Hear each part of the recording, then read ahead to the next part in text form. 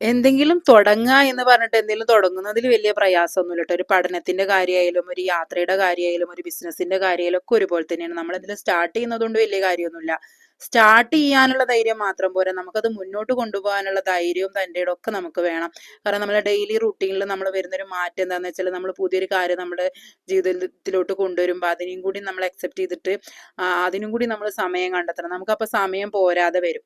അപ്പം നമ്മൾ നമ്മുടെ ഇഷ്ടത്തിന് ചെയ്യുന്ന കാര്യങ്ങൾ അത് ഇഷ്ടത്തോടു കൂടി ചെയ്യുകയാണെങ്കിൽ നമുക്കൊരു കുഴപ്പമില്ല, സമയമൊക്കെ നമുക്ക് കണ്ടെത്താനായിട്ട് പറ്റും. ചിലർ കളിയാക്കും, ചിലർ കുറ്റപ്പെടുത്തും, ചിലർ സപ്പോർട്ട് ചെയ്യും. അപ്പം അതൊന്നും നമ്മൾ കാര്യമാക്കേണ്ട ആവശ്യമില്ല. പലരും കളിയാക്കും. നമ്മളൊരാളെയും കളിയാക്കാനും കളിയാക്കുന്നത് കേൾക്കാനും കുറ്റപ്പെടുത്തുന്നത് കേൾക്കാനൊന്നും നമ്മൾ പോകണ്ട. നമ്മളൊരാളെയും മോഷ്ടിക്കുക അല്ലെങ്കിൽ ഉപദ്രവിക്കുകയോ ചെയ്യാതിരുന്നാൽ മതി.